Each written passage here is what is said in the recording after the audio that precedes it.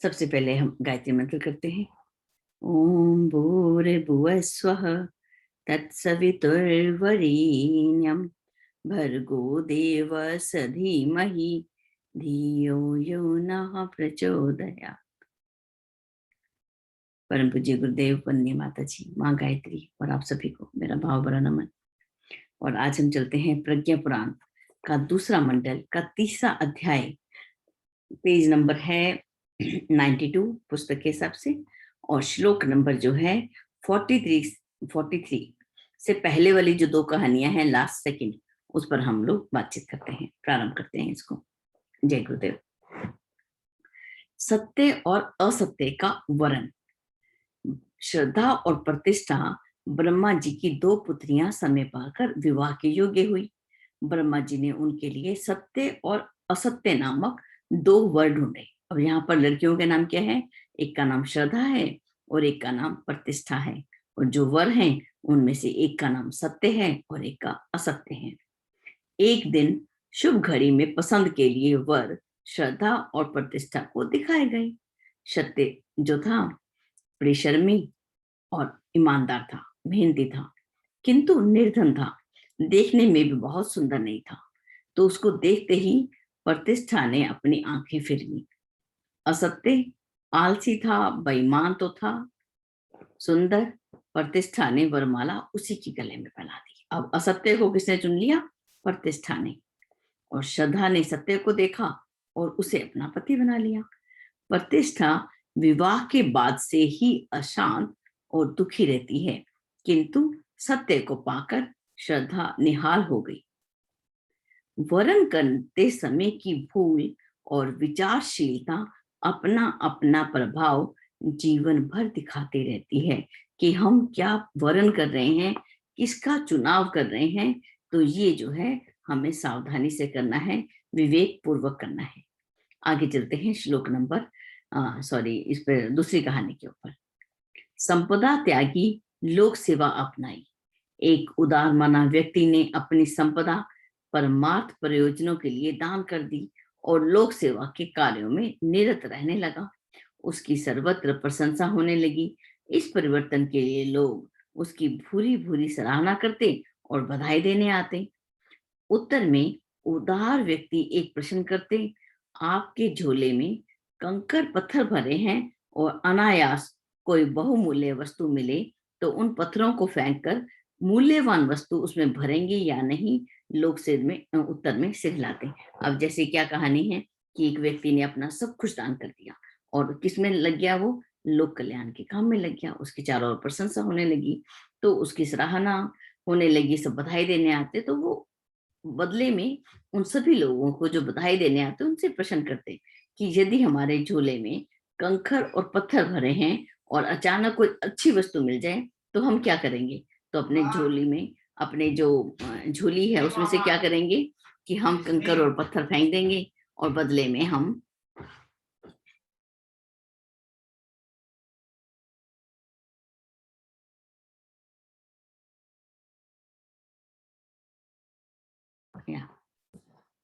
Okay तो उसमें क्या करेंगे? हम अपने झोली में जो कंकर पत्थर है उनको फेंक देंगे और बहुमूल्य वस्तु भर लेंगे। तो ऐसा ही हुआ है। जो संसार के झमेले थे, मैंने उन सबको छोड़ के और क्या पा लिया? आत्म विद्या को पा लिया। आत्म तत्व को जानने का मैंने प्रयास कर लिया। तो वो बोलते हैं कि मैंने कोई त्याग नहीं किया, केवल विवेकशीलता को, उसको ही चुना है। आगे चलते हैं श्लोक नंबर 43 की ओर। कहते हैं, सत्य असत्य का निर्णय इस आधार पर करना चाहिए कि मानवीय गरिमा के अनुरूप क्या है। जब हम फैसला करें कोई भी, सत्य क्या है असत्य क्या है, तो हमें क्या चुनना है, किसके आधार पर फैसला करना है कि मानव की गरिमा के अनुरूप क्या है। आदर्शवादिता का समावेश किसमें है? सत्य असत्य की विवेचना इसी उत्कृष्टता के आधार पर होनी चाहिए। तर्क और प्रमाण की ऐसी कसौटी बनानी चाहिए जिससे सत्य रूपी स्वर्ण की सही परीक्षा हो सकना संभव हो। तो इसके अंदर जो है एक बहुत ही अच्छा बताया है कि हमें सत्य और असत्य का, जब हम दोनों में से एक चुनना हो तो हमें देखना चाहिए कि मानव की गरिमा के अनुकूल क्या है। किसमें उसकी आदर्शवादिता का समावेश किसमें है, और इसी के आधार पर हमें तर्क और प्रमाण की ऐसी कसौटी बनानी चाहिए, ऐसे तर्क रखने चाहिए, ऐसे प्रमाण ढूंढने चाहिए, और जिससे कि हम सत्य रूपी स्वर्ण की सही परीक्षा कर सकें। तो इसकी व्याख्या की ओर चलते हैं। पिछले प्रतिपादनों में प्रचलित धरे में न बहने की सलाह दी गई है। सत्य अनुयायी जन परवाह क्यों नहीं, मानवीय गरिमा और आदर्शवादिता के पक्ष में तर्क तथ्य की कसौटी को प्रयोग करते हैं। सत्य की ही नहीं, सत्य पथ के पथिक की परीक्षा भी इसी कसौटी पर होती है। जन परवाह के वेग में असुविधाओं और यश के आकर्षणों की अग्नि परीक्षा में से सत्य का साधक केवल उत्कृष्ट आदर्शों के पक्ष में निर्णय लेता है और अपने खरे होने का प्रमाण देता है। तो सीधा ही चलते हैं कहानी की ओर। गांधी जी की वकालत। गांधी जी ने वकालत प्रारंभ कर दी। उन्होंने केवल सही अधिकारों के लिए पैरवी करने का फैसला किया कि जो सही अधिकार होंगे उन्हीं के लिए मैं पैरवी करूंगा, जो सही, जिसके ऊपर सही न्याय होगा, जो सही पक्ष होगा उसी और मैं फैसला करूंगा।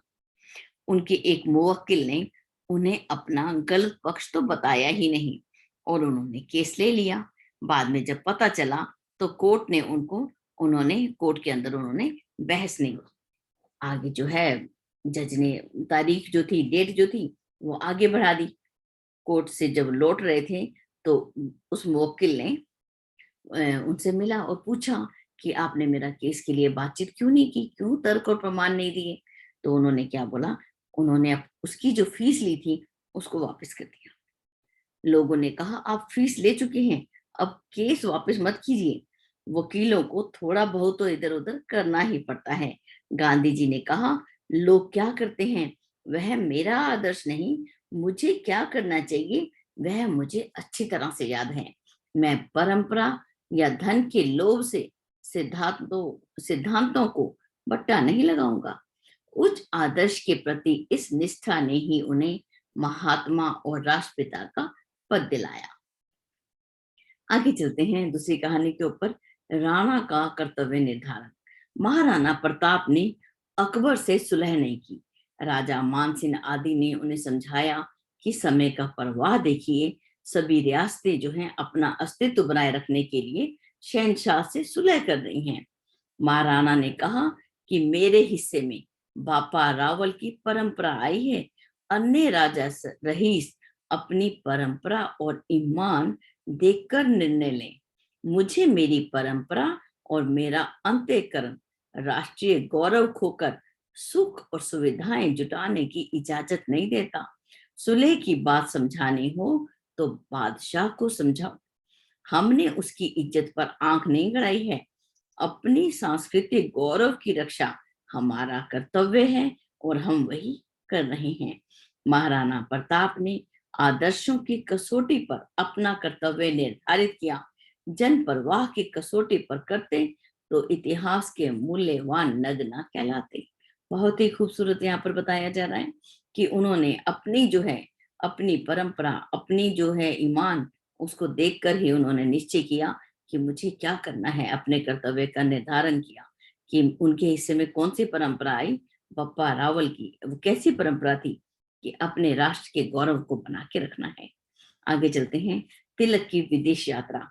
लोकमान्य तिलक सनातन धर्म पर पूरी निष्ठा रखते थे। राष्ट्रीय कार्यों के दौरान विदेश जाने की आवश्यकता पड़ी। पुरानी मान्यता के अनुसार ब्राह्मण को समुद्र यात्रा करना वर्जित माना जाता था। पंडितों से पूछा गया, अब जो लोकमान्य तिलक यहाँ पर क्या है, सनातन धर्म पर उनका पूरा विश्वास था, और जब उनको किसी काम से विदेश जाने की जरूरत पड़ी, लेकिन हमारी मान्यता की क्या थी कि जो ब्राह्मण है वो समुद्री यात्रा नहीं करते, उनको वर्जित माना जाता है। उन्होंने विद्वानों से, पंडितों से पूछा, सबने क्या बोला कि शास्त्र के विरुद्ध है, लेकिन ऐसा है कि हम कुछ खर्चा दे सकते हैं आपको, लेकिन ये है तो शास्त्र विरुद्ध, ऐसी बातें उनको बोली। लोकमान्य तिलक जी ने सारी बातें सुनी और पंडितों की व्यवस्था लिए बिना ही, कि उनको धन नहीं चाहिए, उनकी व्यवस्था लिए बिना ही यात्रा करने का निर्णय कर लिया। उन्होंने क्या बोला, अंतिम लाइन को देखते हैं।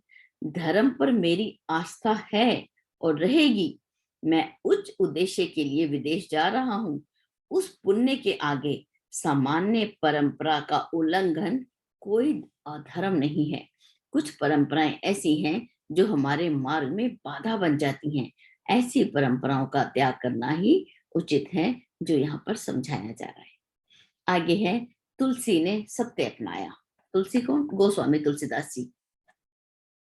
उस समय भगवत कथा संस्कृत में लिखने की परंपरा चली आ रही थी। ऐसी परंपरा थी कि जो भी साहित्य लिखा जा रहा था, संस्कृत में लिखा जा रहा था। समय की आवश्यकता को देखते हुए तुलसीदास जी ने राम कथा हिंदी में लिखने का निर्णय लिया।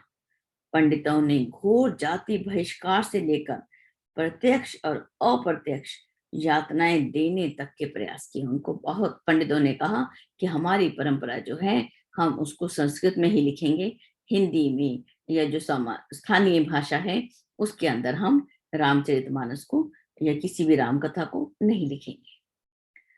लोगों ने तुलसी को समझाने का प्रयास किया। कहा, यह सत्य है कि राम कथा संस्कृत में ही लिखी जाती है, मान जाओ, क्यों हट करते हो। लेकिन गोस्वामी तुलसीदास ने कहा, यह सत्य है कि अभी तक राम कथा संस्कृत में लिखी गई, पर यह भी सत्य है कि सभी लोग संस्कृत नहीं समझते। उन तक रामचरित्र की प्रेरणा पहुंचाने, उनके कल्याण का रास्ता खोलने के लिए उसे हिंदी में या लोक भाषा में ही लिखा जाना आवश्यक है। उस सत्य के साथ मात्र रूढ़िवादिता है कि जो वो पुराना सत्य है, जो समय का जो प्राचीन सत्य है कि कथा जो है संस्कृत में लिखी जानी चाहिए थी, वो एक रूढ़िवादिता है। इस सत्य के साथ लोक मंगल का आदर्श है, इसीलिए यह सत्य बड़ा है, मैं इसी को अपनाऊंगा। जो यहाँ पर श्लोक आना था कि मानवीय गरिमा के अनुरूप और किसके अंदर आदर्शवादिता का समावेश है। ये दोनों बातों को देखते हुए हम चलते हैं। एक सेकंड के लिए हम यहाँ पे रुकते हैं।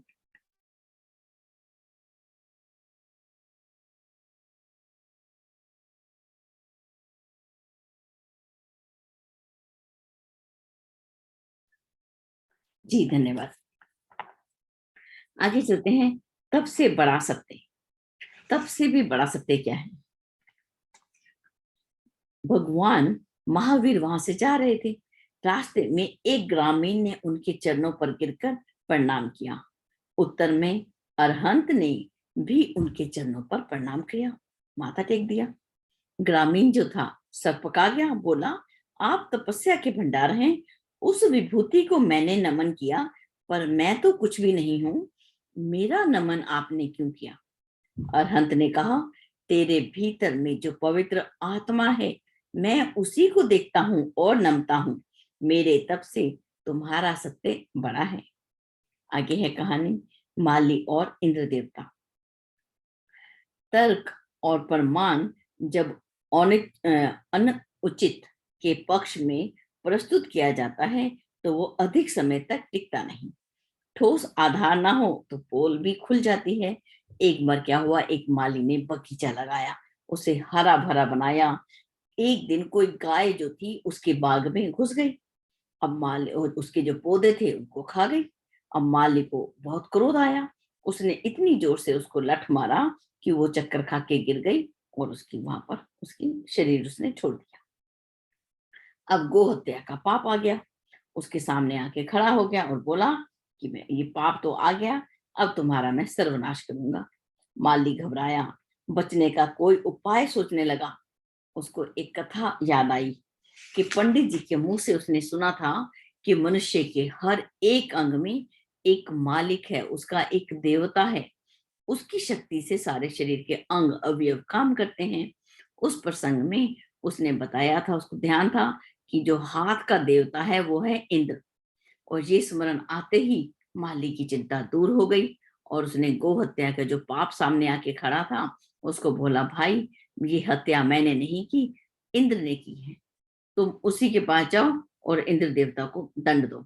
अब पाप जो था वो चल पड़ा, इंद्र लोक में पहुंच गया, वो सारी बात सुनाई और कहा कि जब आपने गो हत्या की है तो दंड भी इंद्र देवता को ही करना पड़ेगा। अब इंद्र चकित हो गए। उन्होंने तो वैसा किया नहीं था। फिर माली ने उन पर किस कारण दोष लगाया, वे माली के पास चले गए और पाप को कुछ देर प्रतीक्षा करने के लिए उन्होंने राजी कर लिया, मना लिया।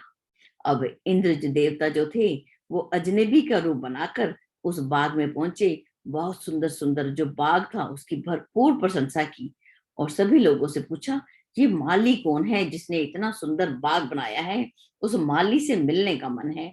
माली के कान में आवाज पड़ी तो वो दौड़ के आया और विस्तार से बताने लगा, पहले यहाँ जंगल था, फिर इन्हीं हाथों ने, अपने हाथों की ओर बताने लगा, इन्हीं हाथों ने इस जंगल को काट कर इसके अंदर सुंदर सुंदर पौधे लगाए, कितना उनको सींचा संजोया, कि अपनी वो तारीफ करने लगा कि यह मेरा ही पुरुषार्थ है और अब मैं इन्हीं हाथों से फल फूल की फसल बटोरता हूँ और अपने घर को भरता हूँ।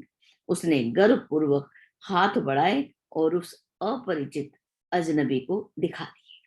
अब जो अजनबी के रूप में कौन आए थे, वहां तो इंद्र आए थे। वो असली सूप में प्रकट हुए और बोले, जब इन हाथों की कमाई का श्रेय और लाभ आप लेते हो तो गो हत्या का जो पाप का दंड है वो इंद्र पर लादते हो, अब उसे आप ही भुगतिए।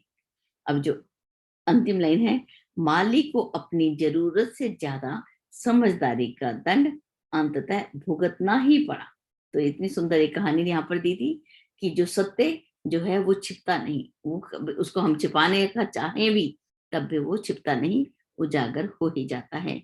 और जो गाय को अगर तभी हमारे परिवारों में कहा जाता है कि गाय को नहीं मारना चाहिए कभी लाठी से। अगर तुम्हें घर में जैसे आ भी जाती है तो उसको हटाने के लिए, उसको वैसे भी गाय जो है एक समझदार प्राणी है, उसको हम हटाते हैं तो वो हट जाती है। तो आगे चलते हैं श्लोक नंबर 46 के अंदर। मनुष्य को राजहंस की तरह नीर क्षीर विवेक करना चाहिए और जो उत्कृष्ट है उसी को हठ पूर्वक ग्रहण करना चाहिए। जिस प्रकार सूर्य में गर्मी और रोशनी दो गुण हैं, उसी प्रकार सत्य में दो प्रवृत्तियों का समन्वय है, एक यथार्थता, दूसरी मंगलोन्मुख न्यायनिष्ठ दूरदर्शिता। इन दोनों का समन्वय ही पूर्ण सत्य है, एकांगी तो अधूरा ही रहता है।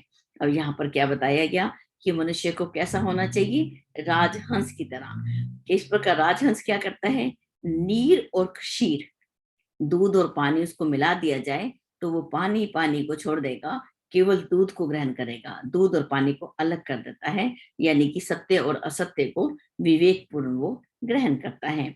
और जो उत्कृष्ट है उसी को वो ग्रहण करता है राजहंस की तरह। एक उदाहरण दिया कि मनुष्य को भी ऐसा ही करना चाहिए। जिस प्रकार सूर्य में दो गुण हैं, एक तो है गर्मी और दूसरा है रोशनी। सूर्य आता है तो गर्मी बढ़ती है, साथ में रोशनी बढ़ती है। उसी प्रकार सत्य में भी दो प्रवृत्तियों का समावेश है, एक यथा अर्थ, जैसा उसका स्वरूप है उसी स्वरूप में उसको परोसना पिरोना, और दूसरा है कि उसमें मंगल कामना के साथ मंगलोन्मुख न्यायनिष्ठ दूरदर्शिता, ये दोनों ही गुण उसके अंदर होने चाहिए, तब वो सत्य है। सत्य में दोनों प्रवृत्तियों का समन्वय है। इन दोनों के यदि दोनों हैं तभी ये पूर्ण सत्य है। एकांगी यदि एक पक्ष है, उसमें केवल यथा अर्थ है लेकिन उसमें लोक कल्याण की भावना नहीं है, परमार्थ नहीं है, तो उसमें आदर्शवादिता नहीं है, तो वो एकांगी ही रहता है, अधूरा ही रहता है। आगे इसकी व्याख्या लिखते हैं, उसको हम एक बार पढ़ लेते हैं।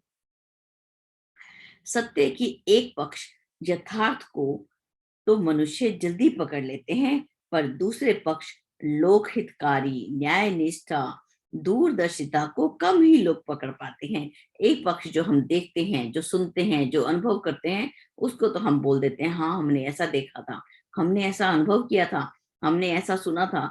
एक पक्ष को तो बहुत जल्दी पकड़ लेते हैं, लेकिन दूसरा पक्ष जो दूसरों के हितकारी होता है, जिसमें न्याय होता है, दूरदर्शिता होती है, उसको बड़े कम लोग ही पकड़ पाते हैं। ऋषि कहते हैं उसके बिना तो सत्य अधूरा ही रह जाता है। दूरदर्शिता ऐसी जिसमें न्याय हो, लोक मंगल सदता हो, बड़े प्रयत्न से आती है, उसके लाभ भी बहुत हैं, वही मानव को महामानव बनाती है, परंतु उसके मुकाबले में आकर्षण और भ्रम भी कम नहीं आते। तो यहाँ पर क्या आते हैं, आकर्षण भी आते हैं। भ्रम एक ऐसा आभास होता है जो भ्रमित मनुष्य को भ्रमित कर देता है। ऐसे आकर्षण भी आते हैं। उनसे बचने के लिए उत्कृष्ट वृत्ति को हठपूर्वक पकड़ने का सूत्र ऋषि हमें यहाँ पर समझा रहे हैं। सभी महापुरुषों ने ऐसा ही किया है। हंस वृत्ति भी यही है। हंस वृत्ति क्या है कि हमें देखना चाहिए, ऐसी दूरदर्शिता रखनी है जिसमें न्याय हो और जिसमें लोक मंगल सतता हो। सत्य की उत्कृष्टता के साधक का आदर्श हंस और चातक है। यहाँ पर जो एक तो उदाहरण दिए जा रहे हैं, एक हंस का और एक चातक का। कैसे? हंस इस बात से प्रभावित नहीं होता कि किसने क्या खाया, वह तो केवल उत्कृष्टता के मोती जुगता है। वह ना मिले तो उसे अभक्ष्य खाने की अपेक्षा लंघन मंजूर होता है। यदि हंस को मोती ना मिले तो वो कुछ अन्य वस्तु नहीं खाता। विवेक की दृष्टि से तो उसका नीर क्षीर विवेक प्रसिद्ध है। हम सभी जानते हैं हंस को माता गायत्री की सवारी के रूप में क्यों दिखाया गया, क्योंकि वो नीर और क्षीर विवेक करना जानता है। आगे चातक का उदाहरण दिया गया। जो चातक है वो केवल स्वाति बूंदों का ही पान करता है। हीन रस पान करने की अपेक्षा प्यासा रह जाना पसंद करता है। वो ऐसा कीचड़ का पानी नहीं धारण करता, उसको नहीं ग्रहण करता। केवल स्वाति नक्षत्र आने पर ही उन बूंदों को ग्रहण करता है।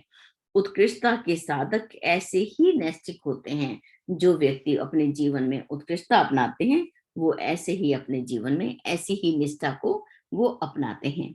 आगे एक और कहानी आती है, कबीर डिगे नहीं। संत कबीर अपने शिष्यों से कहा करते कि रोज सवेरे शैतान आकर मुझसे प्रश्न करता है, आज तू क्या खाएगा? तो मैं जवाब देता, मिट्टी खाऊंगा। वह पूछता, क्या पहनेगा?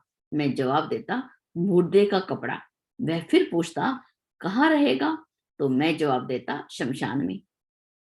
अब देखिए यहाँ पर कौन पूछ रहा है? एक शैतान महात्मा कबीर के पास आते और उनसे ये प्रश्न करते कि क्या खाओगे? तो वो बदले में क्या जवाब देते? मिट्टी खाऊंगा। बोले क्या पहनोगे?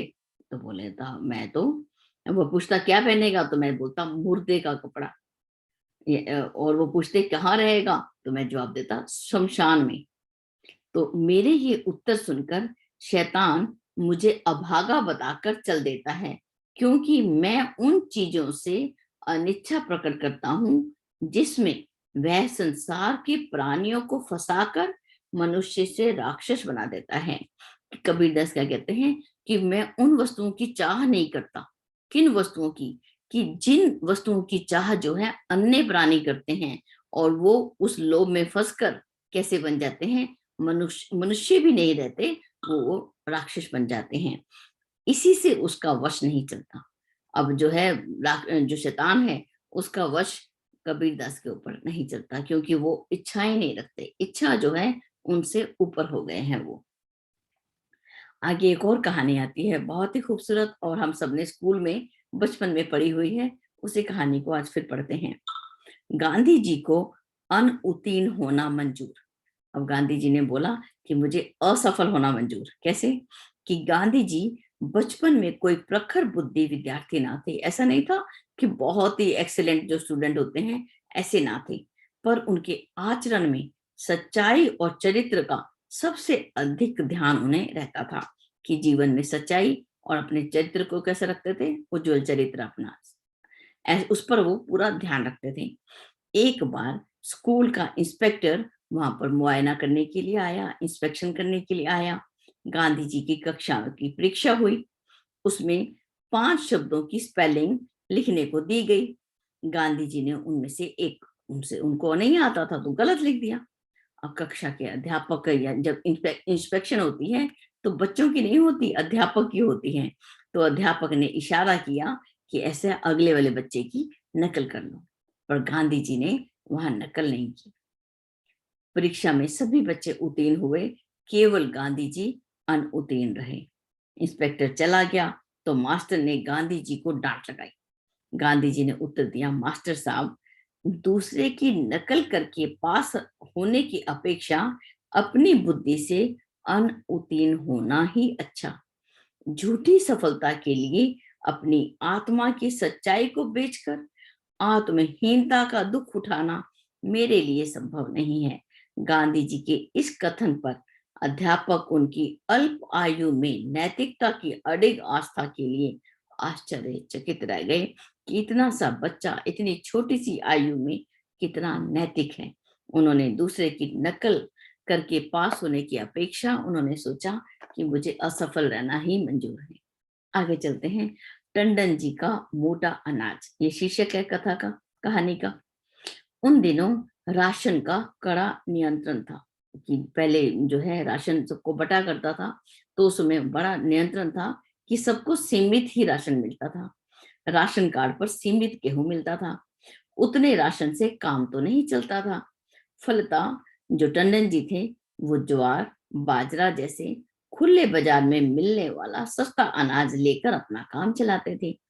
एक बार कई बड़े नेता और ऑफिसर उनके मेहमान बने। सभी को ज्वार और बाजरे की रोटी परोसी गई।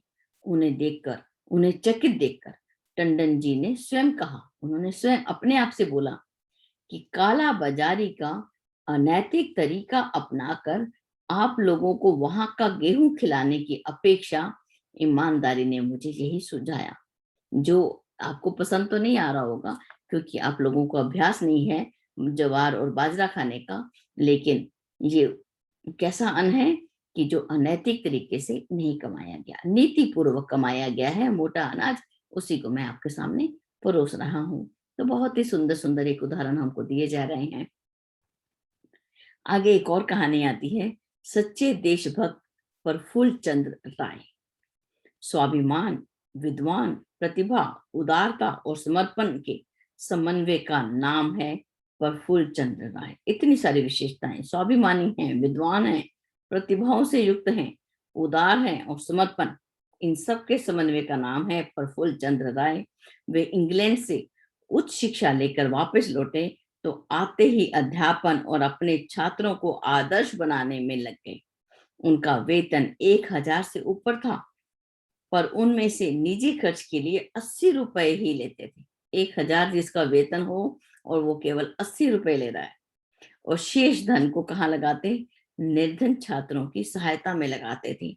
उन्होंने विवाह नहीं किया क्योंकि इससे खर्च बढ़ जाता और छात्रों के साथ जितना समय लगाना पड़ता है उसे लगा ना सकेंगे। उन्होंने भारतीय औषधि शास्त्र का गहरा अध्ययन करने के उपरांत बंगाल केमिकल्स की स्थापना की। प्रामाणिक औषधियों की मांग चरम सीमा तक हुई। ऐसी औषधियां उन्होंने बनाई जिनकी मांग जो थी बहुत ज्यादा बढ़ गई थी, और कंपनी जो थी अच्छे मुनाफे में, अब जो कंपनी अच्छा लाभ देने लग गई थी। एक बार उनके एक मैनेजर ने नकली दवा बना ली। उन्होंने लाखों का घाटा सहकर भी उसे मिट्टी में दबा दिया। उनकी इस न्याय निष्ठा ने उनकी औषधियों की प्रामाणिकता तो बढ़ा दी, विदेशियों की निगाह में भारतीयों का जो चरित्र था वो भी ऊंचा उठा। कितनी बड़ी बात है कि उन्होंने लाखों का घाटा उठाया और जो नकली दवाई बनी थी उसको मिट्टी में दबा दिया। उनकी इस न्याय निष्ठा से उनकी जो प्रामाणिकता थी, अब पक्का सबको विश्वास था कि उनकी कंपनी की जो दवाई है वो नकली नहीं हो सकती। और इसे जहाँ जो बाहर भेजते थे, इंडिया से बाहर, भारत से बाहर जो भेजते थे, वो भी जो है उन कंपनियों ने भी उनकी जो भारतीय जो चरित्र है उनको सराहना की कि भारत का जो चरित्र है, भारत के जो लोग हैं वो प्रामाणिक होते हैं। आगे चलते हैं श्लोक नंबर 50 की ओर। कौंडिन्य ने कहा, हे कृपालु, मनुष्य में पूर्ण सत्य प्राप्त करने की चाह भी है, सामर्थ्य भी है, फिर भी वह एकांगी सत्य में उलझकर क्यों रह जाता है? इस विडंबना से मुक्ति कैसे मिले? कृपया ये रहस्य बताए। यहाँ पर आश्वलायन ऋषि से कौंडिन्य ऋषि प्रश्न करते हैं कि मनुष्य में चाह है, वो प्रार्थना करता है सत्य को पाने की और उसका सामर्थ्य भी है, फिर भी वो एकांगी सत्य में उलझकर क्यों रह जाता है? हमने यहाँ पर पिछले श्लोक में पढ़ा था कि दो तरह की हमें प्रवृत्तियां चाहिए, दो चीजों का समन्वय चाहिए। एक तो यथार्थता, जो वस्तु जैसी है वैसे ही बताना, उसके बारे में सच सच बता देना। दूसरा, मंगलोन्मुख, न्यायनिष्ठ, दूरदर्शिता। दो होनी चाहिए, लेकिन मनुष्य एक में उलझकर क्यों रह जाता है और इस विडंबना से मुक्ति कैसे मिले, कृपया ये रहस्य स्पष्ट करें। तो इसकी छोटी सी इसी श्लोक की व्याख्या के रूप में इसको समझाने के लिए यहाँ पर प्रयास किया जा रहा है। तो हम उस व्याख्या को, अर्थ को पढ़ लेते हैं। किसी भी उपलब्धि के लिए इच्छा, सामर्थ्य, यह दो महत्वपूर्ण आधार माने जाते हैं। कि जब भी हमें कोई वस्तु चाहिए होती है तो हम दो वस्तुओं पर, दो चीजों पर ध्यान मान करते हैं। और मनुष्य में यह दोनों होते हुए भी उसे अभीष्ट उपलब्धि क्यों नहीं होती, ये जो रहस्य है कौंडिन्य जी जानना चाहते हैं और इस प्रतिपादन से अन्य उपस्थित साधकों को लाभान्वित करना चाहते हैं। मनुष्य पूर्णता चाहता है, इसका प्रमाण हर कदम पर मिलता है। उसे उसके बिना संतोष नहीं मिलता, चाहे विज्ञान के माध्यम से हो, चाहे दर्शन के माध्यम से। वह सृष्टि के रहस्य स्पर्श करने पर तुला रहता है। सामर्थ्य में मनुष्य की समता कोई प्राणी नहीं कर सकता, यह सर्वमान्य है। रामचरितमानस में भी लिखा है, नर्तन सम नहीं कवने उदेही, जीव चराचर जांचक तेहि जेहि। शास्त्रों के अनुसार देवता भी मनुष्य शरीर में इसलिए आना चाहते हैं कि सत्य की जिस गहराई तक जाने की सामर्थ्य मनुष्य में है, वह किसी अन्य देहधारी में नहीं है। कोई और भी, जितने भी जीव जगत हैं, किसी के अंदर इतना सामर्थ्य नहीं है सत्य को जानने की, जितना सामर्थ्य जो है मनुष्य के अंदर है। यहाँ पर एक रोचक प्रसंग बताया जा रहा है। सिकंदर ने सिंध के ब्राह्मणों से कुछ प्रश्न पूछे। उद्देश्य था कि उनकी मानसिक क्षमता की परीक्षा लेना चाहता था, कि जो विद्वान है वो कितने विद्वान हैं, वो जानना चाहता था। उसका एक प्रश्न था, सबसे बुद्धिमान जीव कौन है। जो विद्वान था उसने उत्तर दिया, वह जो मनुष्य की निगाह से बचा है। भाव कि जितने भी जीव मनुष्य की निगाह में आए, मनुष्य की दृष्टि में आए, उनने सभी को अपने नियंत्रण में ले लिया। जितने भी जीव मनुष्य के पास आए, उन सबको मनुष्य ने अपने नियंत्रण में ले लिया। उसके नियंत्रण से बाहर वह रह सकता है जो उसकी दृष्टि से बच जाए, अर्थात मनुष्य की सामर्थ्य का कोई मुकाबला नहीं। पुराणों में ऐसे अनेक प्रसंग आते हैं जब देवताओं में शर्त लगी, मनुष्य की परीक्षा ली गई। लंबे से लंबे संघर्ष के बाद मनुष्य ने अपनी श्रेष्ठता को सिद्ध कर दिया और देवताओं ने उनकी सराहना की, अभिनंदन किया। देव शक्तियां भी मनुष्य की सामर्थ्य के सामने नतमस्तक होती रही हैं। ऐसा मनुष्य एकांगी सत्य में ही फंसकर क्यों रह जाता है, यहाँ पर यही जिज्ञासा ऋषि द्वारा व्यक्त की गई है। ऐसी जिज्ञासा कि ऐसा मनुष्य, जो देवताओं को भी ऐसा शरीर नहीं मिला, सर्व दुर्लभ है, जो वो मनुष्य, वो एकांगी सत्य में फंसकर क्यों रह जाता है, सिर्फ सत्य की एक ही तरफ क्यों देखता है, दोनों तरफ क्यों नहीं देखता, दोनों समन्वय क्यों नहीं कर पाता। तो इसका जो उत्तर दिया बहुत ही खूबसूरत।